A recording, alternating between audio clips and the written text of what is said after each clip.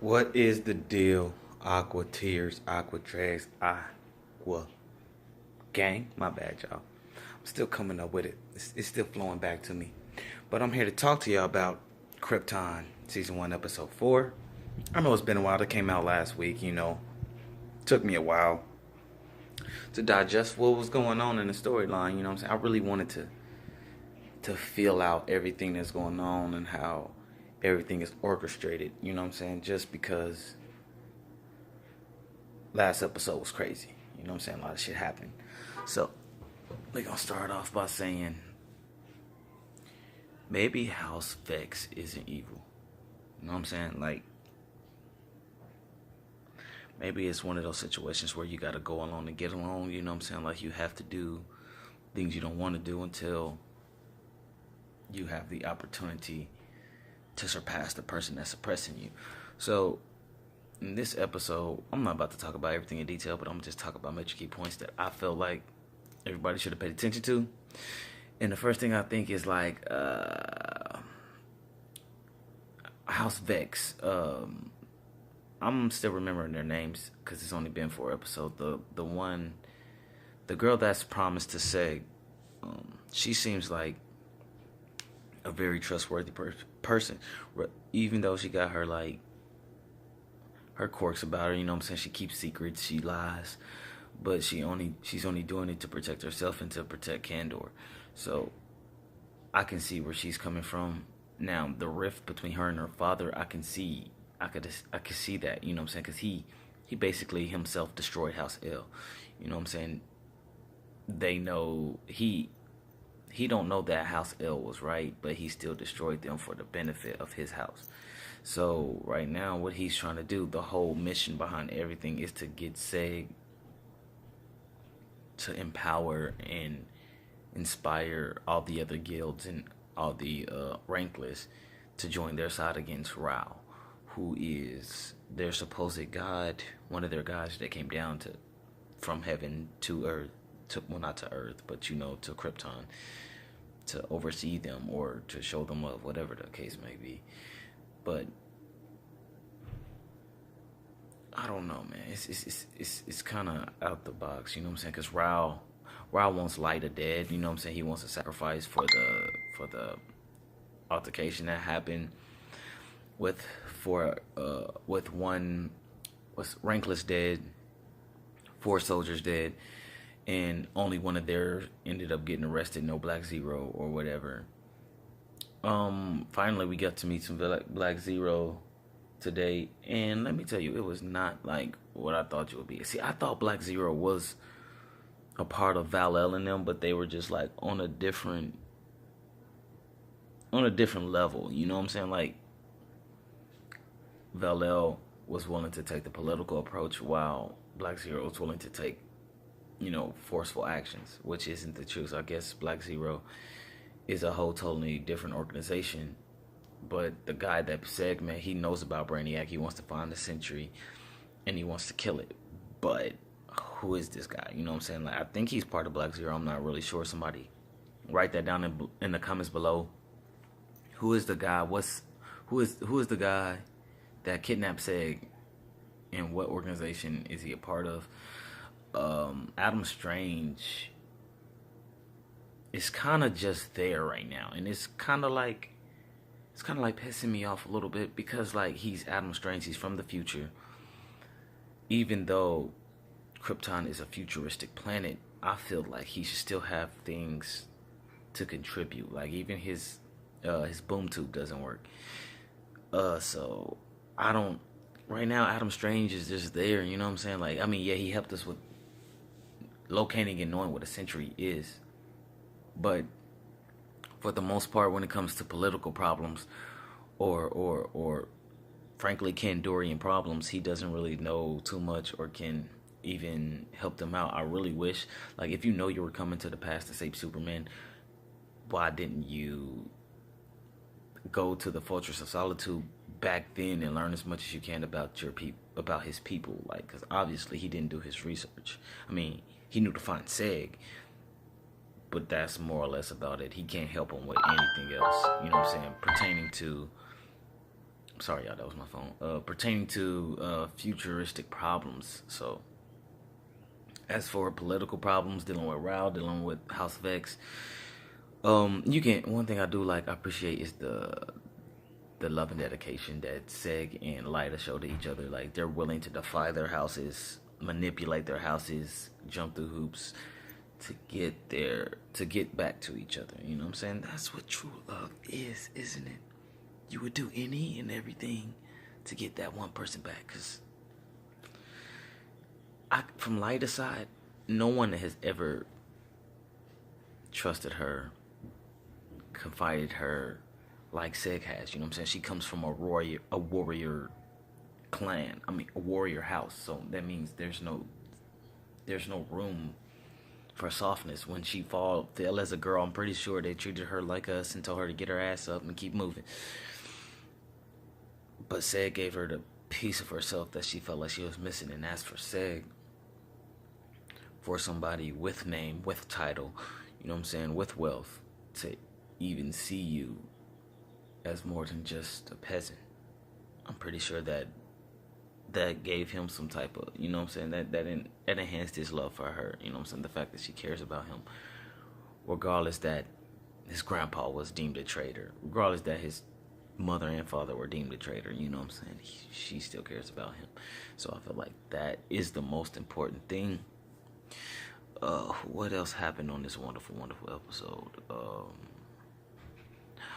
Seg's friend had to let his niece know that her mother is not coming back. Like, he's been taking care of her, trying to get her mind off of it, but he let her know mom's not coming back, and she's not really taking it well. She wanted to pray to Rao, and, you know, basically say her last piece to her parents.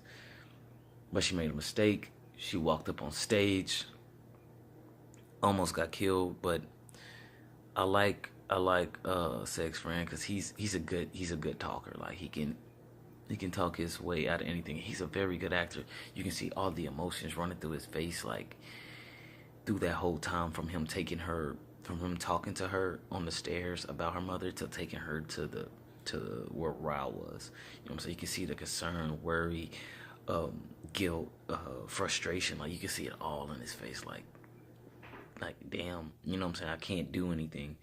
But, you know, he saves her from Rao killing her. And he told her that she loves you more than anything. So he made her one of his text keepers, which I guess is a bookkeeper, where you write down whatever he wants you to write down and say or whatnot. But it was weird because her mama woke up and was like, save her. So in my mind, I'm thinking like, Rao must brainwash them or beat them or something, you know what I'm saying?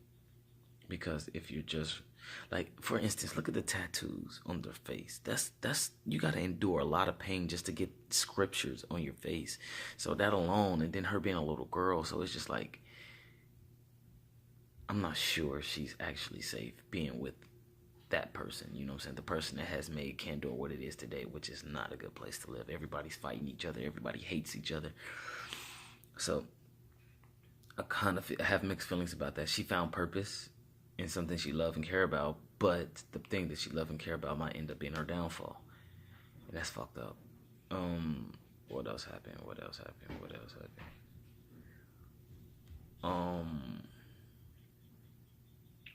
I'm sorry, I'm just trying to think about this real quick because I don't want to miss anything that I felt like was real vital to the story.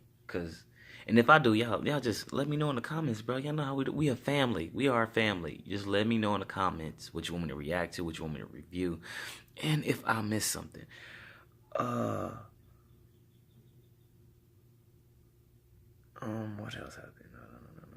I know something else happened. Oh yes, Vex. Lady Vex, whatever her name. I'm gonna call her Lady Vex until tonight. Until I figure out what her real name is. Don't forget we got Black Lightning and Flash tonight. But what the hell happened? What the hell just happened? Oh yeah. It seems that she's having a falling out with her father. Like, it's like her father idea is, okay, It's like her father fed her a lot. Like, okay, what I want to do is I want to get all the houses together, band them together, and bring down Rao. But when she's giving him scenarios to do such a thing, he's shooting them down left and right without even caring. And it's like he's sweating. He's sweating bullets at this moment. Like, Rao wants this. We have to do it for Rao. But she's giving you an out. You know what I'm saying? A way to get out free, scot free. But he's just so nervous about it, and it comes to a point to where you realize he's on Rao's side. To me, like he's fighting for Rao. He doesn't care. He just wants Rao to get strong, because the stronger Rao gets, the more power he will be able to allow him to have. If you get what I'm saying, like if he's the reason for stopping Black Zero and doing this and doing that, he will have just as much powers, notoriety, you know what I'm saying, as Rao. And then he would probably take him out. I feel like instead of banding Krypton, well, not Krypton because half the planet's destroyed, but Kandor together, banding Kandor together to overthrow Rao is basically he's banding it together so he can be the new Rao. You know what I'm saying? Whereas for his daughter, she really genuinely wants everyone, her people to grow and flourish, but we can't do that if this person is in charge. And I like how she said we need Seg. Seg is a symbol of hope, peace, and prosperity, basically. And that's just what it is. Like I like how, what I really dig about the story is how basically they're human now. Like they don't have their superpowers or invulnerability right now. They're just human, basically. They're human on another planet right now. And I love how you can define your family by your actions.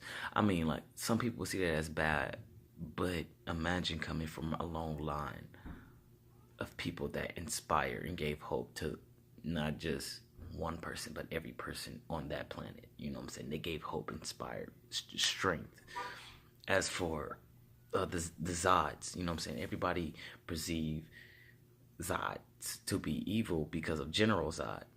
But you have to understand his story and where that came from. But when your house is built on honor, respect, and loyalty to one certain thing, that is what you're going to uphold. Which means, like, General Zod, loyalty was not to Superman, but to his people. Which he felt Superman basically killed or basically neglected because he didn't try to revive his planet, his people, once he got to Earth. But General Zod forgot to see the basic math and knowledge of everything. And that is, if you create a whole new race of super beings or supermen or Kryptonians on Earth, there won't be a planet. They will just fight and kill each other all damn day. Well, my bad. They will just fight all fucking day. There will be no death because, you know, the sun gives them power. So everybody on planet Earth, if they wasn't human, they would just be fighting nonstop constantly. And then I'm pretty sure from all that wear and tear, the planet will explode and they will end up having to find a new one to destroy. But that's just my thoughts on it. But yes, I feel like it's a very interesting storyline. I really hope they get Lyta out because, I don't know, to me, Lyta and Zeg is just such a power couple. One's a military grade fighter who just became a commander who could possibly take on her mother. And the other one is comes from a long line of genius scientist who's just coming into his own because he just have the resources to do the things that he wanted to do. Well, anyway, this is Aqua Dread, Aqua Chewy, Aqua Gang, hollering at you. Holla back at your boy. Tonight I will be dropping my Black Lightning special. Let me know if y'all want me to react to Flash or Arrow. You know, it's 6th season on that one, you know what I'm saying? But Legends of Tomorrow, I could do it. It's up to y'all. Y'all gotta let me know which I want to see and which I want to talk about. Walking Dead, we're not going there. If you are just now starting to subscribe to me, follow me, hit that like button, spam it, knock that out. But if you just subscribing to me, you should know that I don't fuck with The Walking Dead. There's one thing I don't fuck with. Why? They kill Carl. There's nothing more for me on the show. There's nothing more for me to talk about, care about, anything. Oh, but what did Negan eyes? Who gives a shit? Carl's dead. Carl's dead. How you gonna kill Carl before you kill Judith? I'm just saying, how does a baby walk through a field of walkers nonstop, constantly, but never cries? But Carl dies. Carl dies. That's fucked up. At least they could have gave us our own screen. You know?